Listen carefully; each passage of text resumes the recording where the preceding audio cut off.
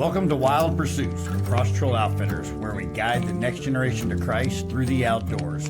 Join us around the campfire as we share stories of faith, courage, and adventure. All right, guys. Hey, welcome back to Wild Pursuits with Cross Trail Outfitters. Man, I can't even tell you. I'm almost in tears of what it's all coming to an end. Our trip to Alaska. We've got Luke and Danae Schmidt here with us. They are our CTO outfitters here in Alaska. And we thought it would be really cool before we left to come to you guys and tell you a little bit of their story. But as you guys have already watched in the previous episode, man, we've already killed a grizzly bear. We killed a black bear. We did our first ever CTO Alaska bear summer camp. Luke did a fabulous job. Our partners with Nathan and Nikki from Wisconsin came down and helped us to run a camp and just kind of continue to train and show Luke some things. And he did an amazing job putting us on bears. And then Luke went back a couple of days later with a couple other boys, ended up shooting even a bigger grizzly bear right here in Alaska, while Jennifer and I were away celebrating for a couple of days our 32nd anniversary. I had to think about that because I'll get in trouble. And Luke's texting me massive pictures of grizzly bears. And the boys did such a great job with that. So that's going to be a story coming, I'm sure, someday to you all. But more importantly, as you all know in CTO, killing bears, killing deer, killing elk, catching fish, everything we do, man, that is just a tiny bit of what we do. What not everybody gets to see is that powerful moment around a campfire, or when we finished up summer camp here, our final campfire time, and just each one of you men praying over and seeding over and speaking into these young boys and their lives. It's just powerful stuff to be able to look a young man in his eyes and tell him that we love them, God loves them, but we're here for them, but also to just challenge them to be better men, and to step up and to stand in the gap and to get into the trenches, be willing to fight, to be willing to do those things. So it is an exciting time here in CTO Alaska. So what I'd like to do, Luke, now, because everybody's been wondering, man, when I talk to people about CTO Alaska and then we start talking bears and we start talking about, man, how did this happen? And just to kind of help Luke here a little bit, we're going to bring you another podcast another day, because part of Luke's story, Luke had a life-changing life-changing week that was supposed to just be a 2 or 3 day float on a river that pretty much almost cost him his life. And it's just part of an amazing story of how God just got a hold of you. And comes in CTO in that process of just how God could use you in a powerful way. So we're going to bring a whole podcast to that, because Luke's got a whole story. He even tells his story on your personal YouTube channel about that. And when I first met Luke started sending me video clips. He says, you got to watch this. And I can remember sitting down there watching this, and I went to Jennifer and I was like, this guy's crazy. Like, I don't know if we want him in CTO. This guy's crazy. He'll kill kids. He'll be going down the river and jumping in and chasing moose and bears and everything else.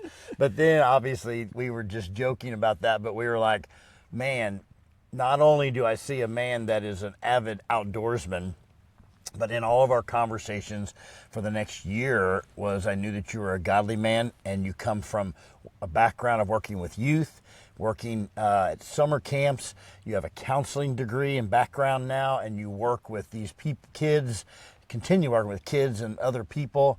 You just have an ability to be, people love you and want to be a part of that. And Danae is just as sweet as can be, and her role that she supports Luke in is just phenomenal. It's been awesome to get to know you guys the last couple of years. And CTO Alaska is just poised to do, we're already doing some amazing things, Luke. You guys are doing a great job. We're looking for more help. So man, if there's anybody, if you're listening right now, like, how do we get plugged in? That's really what is the biggest need right now, is you need more volunteers and more guides to come alongside you, help you to do what God is doing. And we've done some great vision meetings. We're getting ready to head to one as soon as we're done shooting this podcast with a gentleman that's very interested. We met with some great men last night too. So God is doing his work, and we're excited about that. But Luke, I want you to kind of tell everybody, take us from a little bit of your moment when you had your river raft experience, but just what made you start looking for Cross Trail Outfitters, and then just kind of tell everybody how that all started and where we are today. Okay, so I'll save the main river story for later. Just the teaser for it is, we went on a trip that was supposed to be 5 days, and it only took us 11 days to get home. I know my friend lost 14 pounds on that trip. I was not weighed before or after the trip, so I don't know how much weight I lost.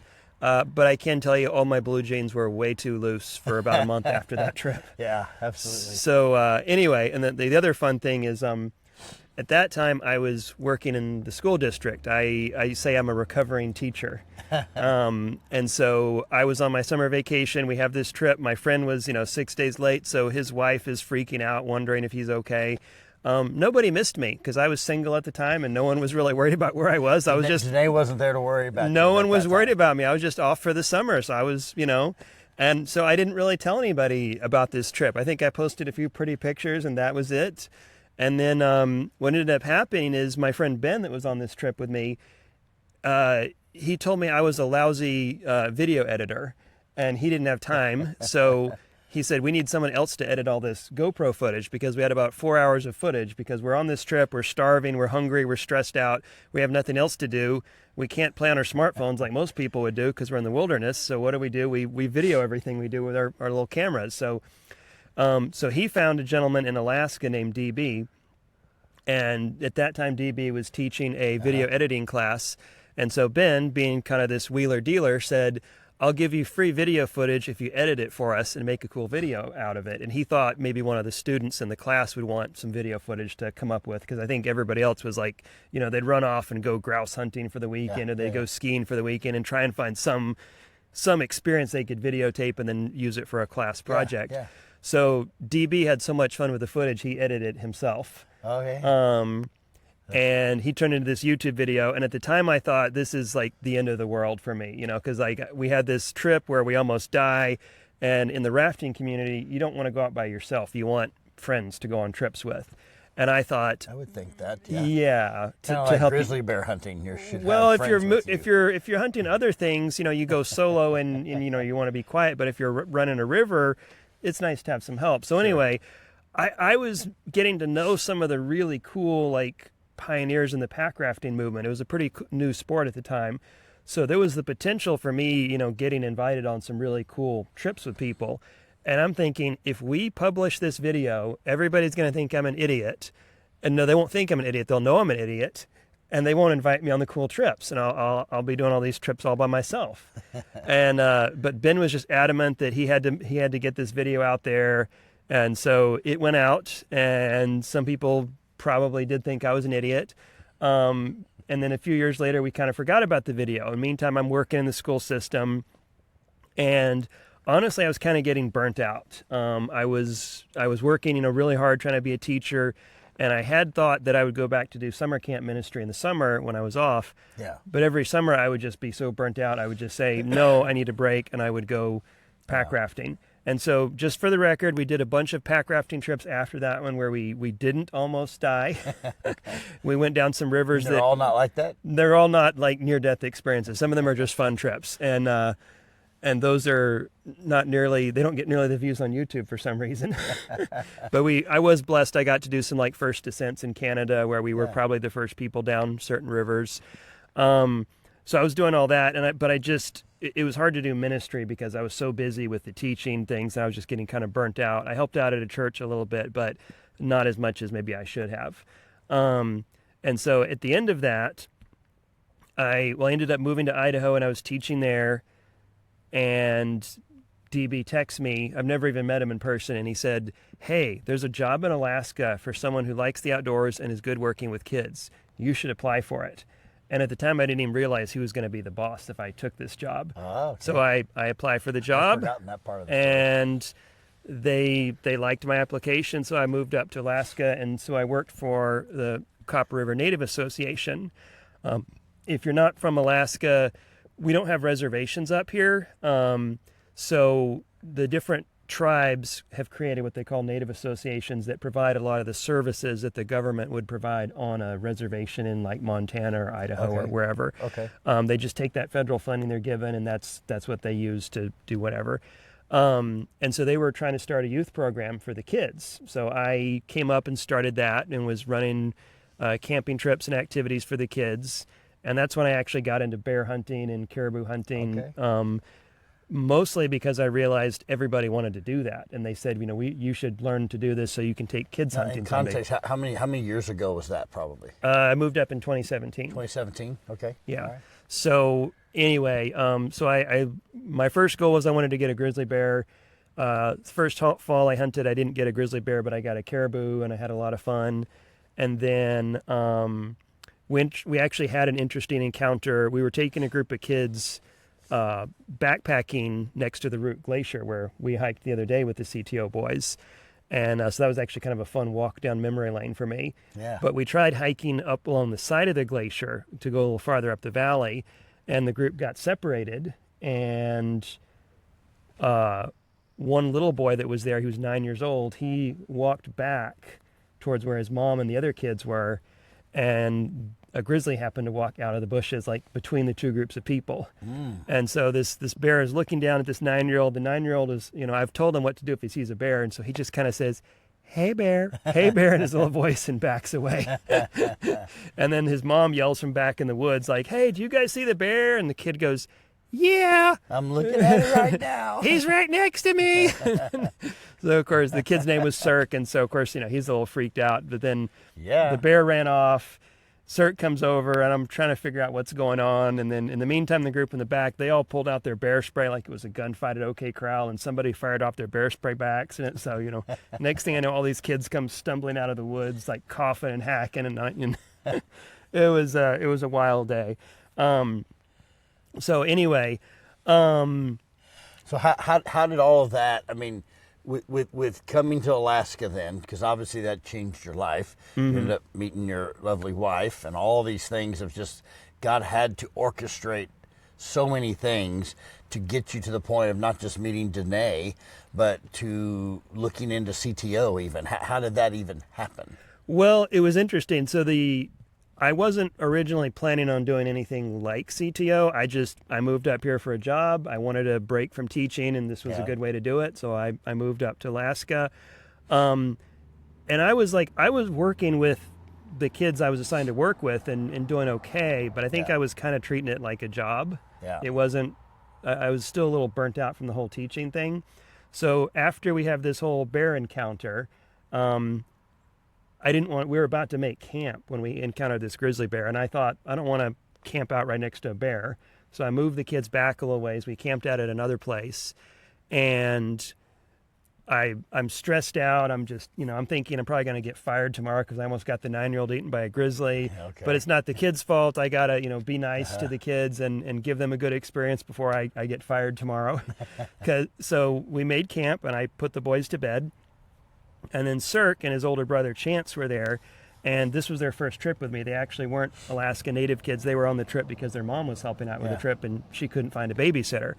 So they sat down next to me by the fire, and I'm just, I'm about to stress out and worry about getting fired. Well, they're Alaska kids. They've never seen snakes before. And somehow they had heard I grew up in the South, and so I knew about snakes. And so they started asking me, like, oh, have you ever caught a snake? Ever been bitten by a snake? And they wanted all my snake stories, because some Alaska boys, I got plenty of snake stories, but I don't like them. Oh, yeah. Well, I don't like them either. But, people come up here and worry about our bears. Our kids would go down there and worry about the snakes. Okay, wow. And so anyway, so they asked all these snake stories, and I'm just having fun. And so we went home the next day, and fortunately, I didn't get fired. They were pretty understanding about the whole bear incident. But through that experience, I talked with Chance and Cirque enough that they asked to go shooting with me because that was something they had not done. So I met with them and their mom at a rifle range, taught them how to shoot a rifle a little bit. And then they said they wanted to go on a caribou hunt. So I took the two boys on a caribou hunt. We didn't get a caribou, but they shot a rabbit, and they thought that was really exciting. Sure. And that was part of the journey because it reminded me I still enjoyed working with kids. And I thought, okay, this is fun. I want to keep doing this. So I actually took those boys hunting a couple times.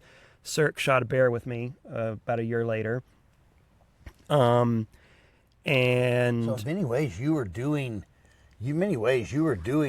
CTO before you ever knew about CTO. Oh yeah. You were taking kids out hunting, you're taking them fishing, you're taking them in the outdoors, growing them in the Lord, probably just knowing you, just talking about God and things and all that type of stuff, and didn't even know it. Because I know that's part of my story. I didn't have any idea of knowing. Got mosquitoes. And just so y'all know, we are authentically in Alaska right now, and the mosquitoes aren't that bad, but they are here. They're not bad, no. Compared to what we had all during camp. Yeah.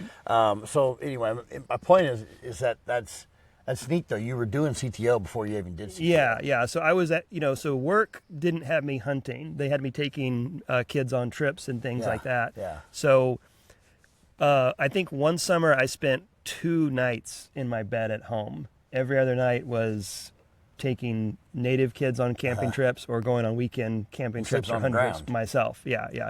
That's why you think the way you think. That just explains a lot. So anyway, yeah. So I took those boys hunting, and then they had a friend in the neighborhood that was having a rough year, and so I took him out, and we shot a bear together. About 3 years in, the Native Association said I could start taking the kids hunting, which was pretty cool because in that culture, usually you don't take a kid hunting unless you're his dad or his uncle or his grandfather. Okay. It's a very, family oriented thing. That's cool. But there were some kids that one kid, his grandpa had a bad back and he couldn't do it and the uncles weren't available. Mm-hmm. So once I was, in the community long enough, people were comfortable with the idea of me taking kids hunting. So we did one caribou and moose hunt one fall with a bunch of kids and didn't kill anything, but they all had fun. And then the policy was that the kids all had to get their hunter safety certificate if they were going to carry a gun the next fall. And so we had this group of boys that stayed after school for like days, and they just went through working on this hunter safety thing. Yeah, because you can do it in Alaska. You can do it online, but it's just a really long, slow process to do it online. It's easier to just do a weekend course, but these boys they spent like a week staying after school for a couple hours just going through everything, and then in the game. They were putting some time in. Yeah, they worked hard, and then they all met at the rifle range. They all took the shooting test, and they all qualified. And so the next fall, I did a bunch of hunting trips with those kids, trying to get them their first caribou or moose. And we had a really rough year. We didn't kill much, and then it was the last day of caribou season, right before it got dark. It was like maybe 3 in the afternoon. It was going to get dark about 8, and it was starting to rain. And so we'd chased this herd of caribou around like all afternoon, hadn't gotten close enough for a shot. I had these 2 boys named Jake and Emmanuel with me, and Emmanuel was the shooter that day. And finally, we're looking at this caribou herd. They're like 500 yards away. We just can't get closer. It's about to rain. I just said, boys, we got to go home. We got to get in the canoes. We got to paddle across the lake and get back to the car, get to cell phone coverage, and then call your parents and tell them we're going to be late, and then we got to go home. Yeah. So we start hiking home, and the boys are all sad, and it starts to rain. So I said, stop, put your raincoats on so you don't get too cold. And wouldn't you know it, that's when a herd of caribou comes right over the hill in front of us. Yeah, and Emmanuel had been praying so hard for a caribou. He was so into it. Like, he'd been on every hunt, every time, last kid to want to give up. And he was so tired, I was carrying his rifle for him. And I looked at him, I said, do you want to shoot a caribou? He's like, give me the gun. So I hand him the rifle, and he shoots a caribou, and then there were a lot of caribou, so Jake went ahead and shot one too. Oh, wow. And so they both got a caribou. And at that time, you were actually allowed to shoot 2 caribou in that area. And so they each shoot one, and it's still raining, it's still about to get dark, and a third caribou is kind of hanging around looking, and the boys are kind of eyeing it and kind of talking like, who's going to shoot that one? And I just go, no more. We're done. Because you got spells of work. I got 2 to skin. So we skinned up these 2 caribou, and if you're not familiar with caribou, they're about midway between an elk and a mule deer in size. So they're not huge, but it's about 2 really heavy loads to carry caribou out of there.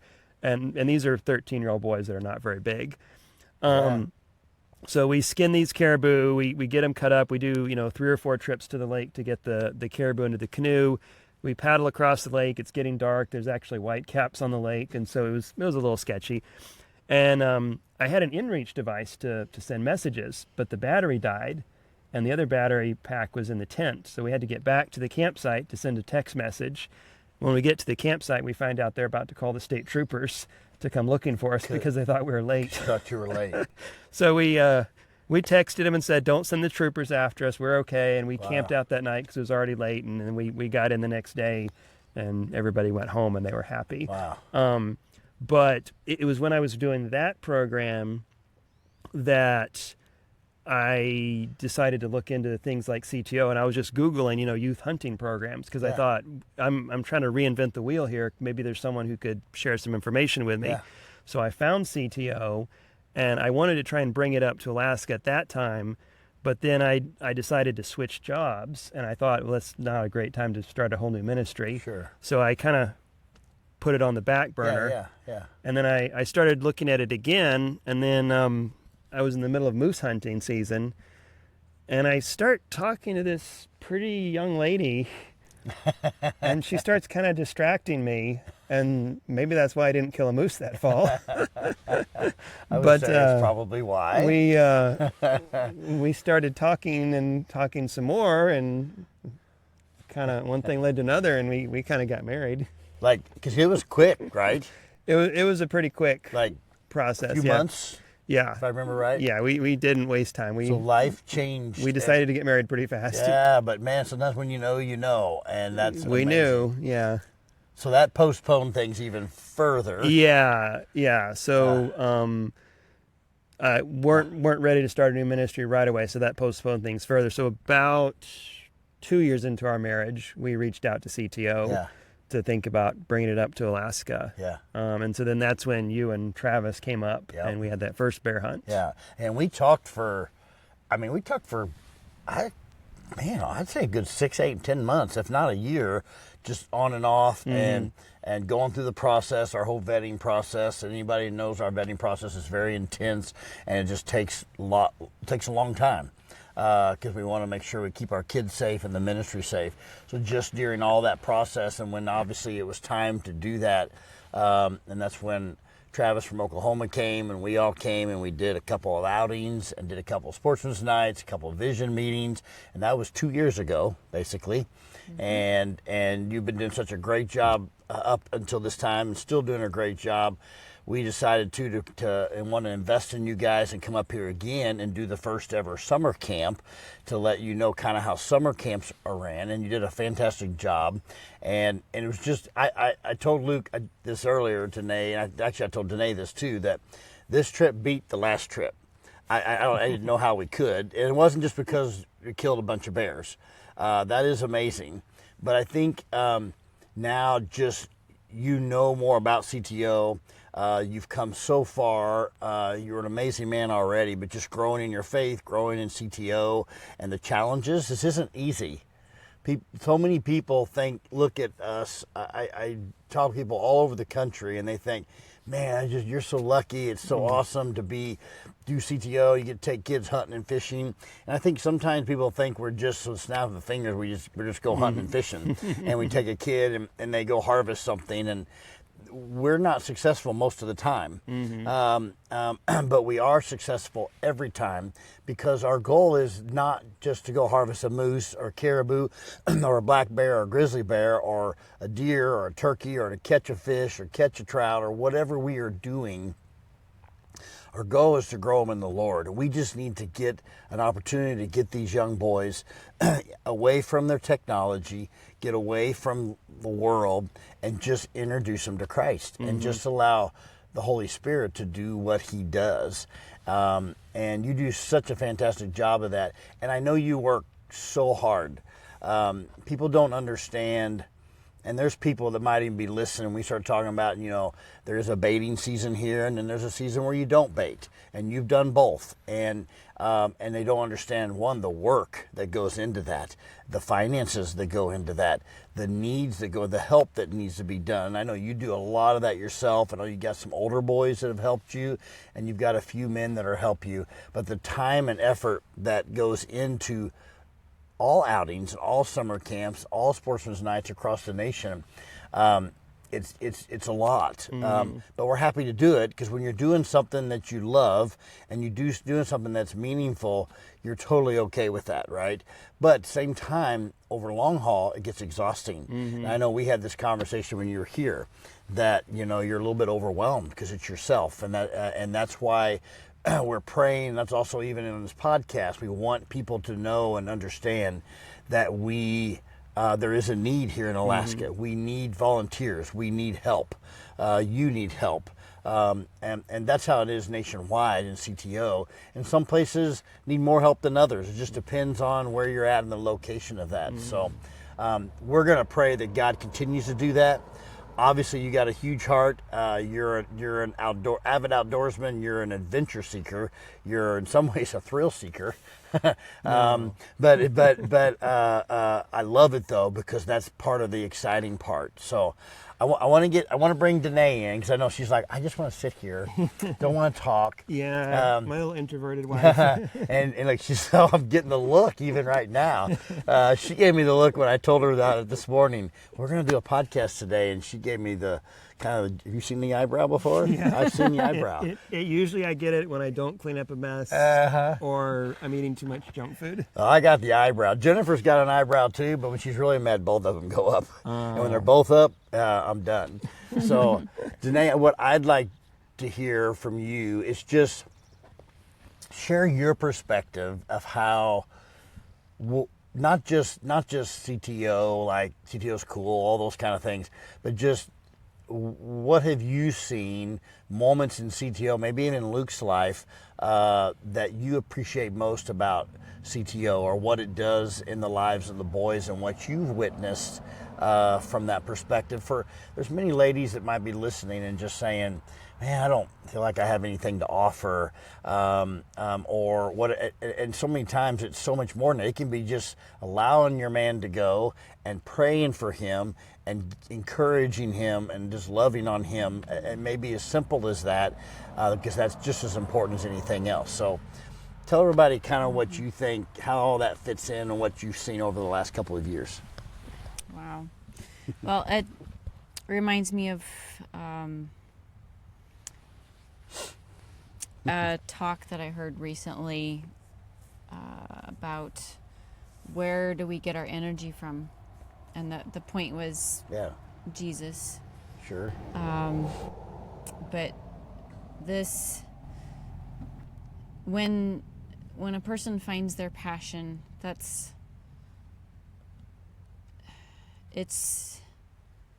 shows that that's right where God wants them to be, because that's who God made them to be. So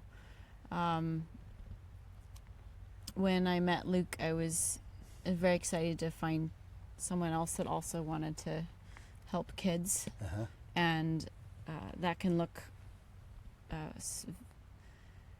very different. There's so many different ways to help kids. Especially nowadays, yeah, absolutely. From raising your own to coming alongside with church programs and other clubs. Yeah. So I appreciate that Cross Trail Outfitters not only is teaching them Jesus and the outdoors, but specifically the hunting and fishing. Yeah. Because I've never heard of that before. Yeah. So I think it's extra special. And for Luke, this is speaking his language. So he is kind of like the ultimate rugged outdoorsman, manly man that just wants to do it the roughest and hardest way. And Kirk comes in and says, "Hey, dude, we got to have some food besides beanie weenies," kind of thing. and he looks at me like I'm bougie. Yeah, I mean, we're going hunting, not eating. Not hunting, not eating. And I get that. There's a time and place. I fed you 3 meals a day. Like, what are you complaining about? But what I love, what I hear you saying, Danae, is that you have seen your husband find his passion in the outdoors and sharing Jesus with others. Mm-hmm. And when I know the drive that I see behind Luke, the drive to want to keep that bait side up, the drive to check the cameras. And what people don't understand, it's not like this is in your backyard. It's in your backyard in terms of your state, but it's 2.5 hours away worth of public land that you're hunting on. And 2.5 hours one way just to pull cameras, to kind of see what's going on, to go and spend time to scout. And that's time away from family. That's time away from your job. It's time away from so many different things. I think those are things that people don't understand. And that's why we tell everybody in CTO it's a calling. Mm-hmm. And we have guys that do this full time.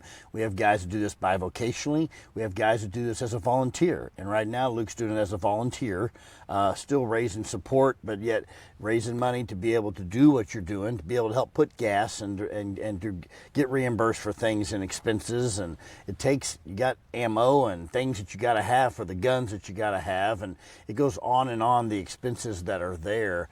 And God has been providing. I know sometimes that's slow, maybe not be exactly how you want it to be, but God is providing. God always takes care of that, and He doesn't.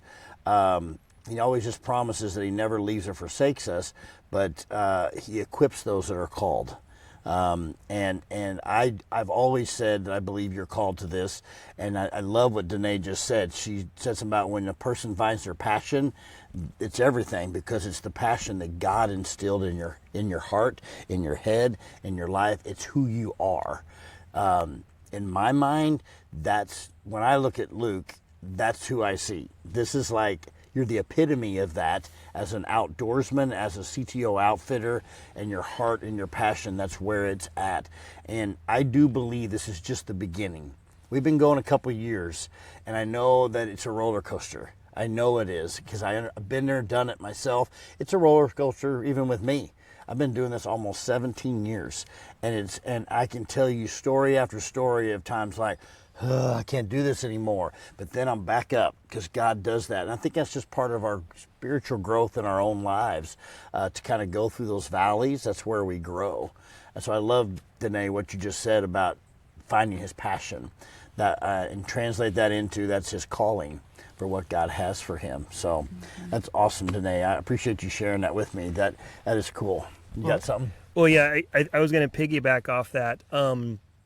So like at the summer camp, we did a Bible study where we basically broke a young man's life into 3 stages. Yeah. There's what we call the beloved son phase, which is basically birth to 10, 12 years old, something like that. And the main message a boy needs to hear at that time is, your dad loves you and your mom loves you, and we're safe, we're in charge of everything. So just keeping that kid in that safe Feeling safe. And that's the foundation And for everything. unfortunately, there's a lot of kids that don't get that. And so for our younger kids, like we take them fishing, and we might shoot guns a little bit. We don't take them on grizzly bear hunts. Mm-hmm. We want them to feel safe. We want them to feel like they're having fun with safe grown-ups. When they get a little older, they go into what we call the adventurer phase. And they're not really doing a ministry yet. I mean, they might help out a little bit, but their main calling in life is to grow up and grow into godly young men. And so they need to be learning practical skills like how to change a tire. They need to be learning just how to have adventures and take risks. Yeah. So, they might, if they live in the city, they might have to skateboard or something. If they live in Alaska, they go grizzly bear hunting. But, they find those areas where they can stretch themselves, do things that are hard. And then when they're more of a young adult, they go into what we would call the warrior phase. I'm kind of stealing some ideas from John Eldridge's Wild at Heart materials. Yeah. And in that stage, they're supposed to say, I've got this confidence, I've got these skills that I've picked up as a young man. Now I'm going to go serve the Lord with them. And that doesn't mean they join the Marines. And, we say warrior, but it doesn't mean they're fighting necessarily. Yeah, sure. It could be, a 19-year-old kid who's at summer camp who's picked up a lot of skills, and he can, start a fire with flint and steel, and he can shoot bows and arrows, and he can, teach kids how to shoot a BB gun, and he can be a really cool camp counselor and tell the kids about Jesus. At that point, that's where he needs to be. So most of the boys we're working with, they're kind of in that adventurer phase. They want to flex their muscles, literally and figuratively. They want to try new things. And I watched a YouTube by another Christian gentleman who was taking his boy hunting, and he said, I told him I can keep him safe, but I'm not promising to keep him comfortable. Wow. And they went out and had this epic hunt and shot 2 big bears. Wow. I don't know if I've ever actually told our boys that, but that's kind of our mentality. I know we joke about going crazy and everything, but I keep the boys safe. I make sure that they don't shoot themselves in the foot and the bears leave them alone. Yeah. I don't promise them to be comfortable. And in fact, I think it's actually good that these trips are kind of uncomfortable. And it's not easy to go bear hunting, even if you're 13 years old and an adult has done, all like the bait work and they've set up the tree stands and everything. It's still a lot of work to hike out there, sit still for a couple hours, get chewed on by mosquitoes, go back, sleep in a tent, go back, do it the next day. It's not easy, but it's something where being willing to work a little bit harder and maybe be a little more uncomfortable than other people is rewarded. If you put the time in, eventually you'll get a bear. And I like that because it's teaching the boys that character quality of perseverance under trial. Shooting a grizzly bear is fun. It doesn't necessarily have eternal value, but I'm more interested in that character development where a young man can say, hey, I got a grizzly bear because I was willing to sit for 4 hours in the mosquitoes getting chewed on. Now when I have something else hard to do in life, it maybe is a little more serious. Maybe it's schooling or some area of their life where they need to really apply themselves. They can do that. That's awesome. And ultimately, we want every CTO boy to get to the warrior phase. Because we need warriors that are standing on the front lines for Christ, being willing to get in the trenches and go to battle against the enemy. And that's ultimately what we do in CTO. So that's a perfect place to end right there, because that is ultimately what CTO is, what CTO Alaska is about. That's what CTO nationwide is about. And we need more people. If anybody's listening right now and you're sitting here, if there's something that wild at heart is getting with that warrior in you is coming, swelling up and saying, man, I want to be a part of that. Give us a call, guys. Call us at 866-KID-HUNT or look us up. Just Google Cross Trail Outfitters. It'll take you straight to our website. Regardless of where you're at, get in contact. We'll get you plugged in with the outfitter the closest to you. We are growing right now all across the nation. CTO Alaska is growing. Luke and Danae and his team is growing here, and good things are happening. And as you're hearing, there's grizzly bear hunts. We even talk about catching some fish. We caught some fish too, right? We got boys growing in the Lord. We got powerful things that are happening, and we're in that adventure phase with these kids, getting them to that warrior phase. So, Luke, it's been a pleasure to be with you this last almost 2 weeks. I'm excited for the next trip. I'm excited to hear the next thing God's going to do. And I know those listening are excited to hear the next story, because you want to stay tuned, because the next podcast we'll have Luke on telling about that so-called float trip that ended up taking 11 days. It was only supposed to be 5 days. It is an adventure in itself, and it is a thrilling story of God, honestly, God saving your life, but of perseverance, building of character, going into what you just talked about, and God changing your life. And we're excited about what God's doing through you guys, and we're excited about what the future is for CTO Alaska, and we're excited for that. So for all those listening, man, we are excited that you joined us around the campfire, and we want you to join us next time with Wild Pursuits with Cross Trail Outfitters. Thank you for listening to Wild Pursuits with Cross Trail Outfitters. CTO is a hunting and fishing club with the mission of guiding the next generation to Christ through the outdoors. If you'd like to support us or are interested in getting involved, visit us on our website at teamcto.org. Links are in the description. Make sure to like and share our podcast. And join us next time around the campfire with Wild Pursuits.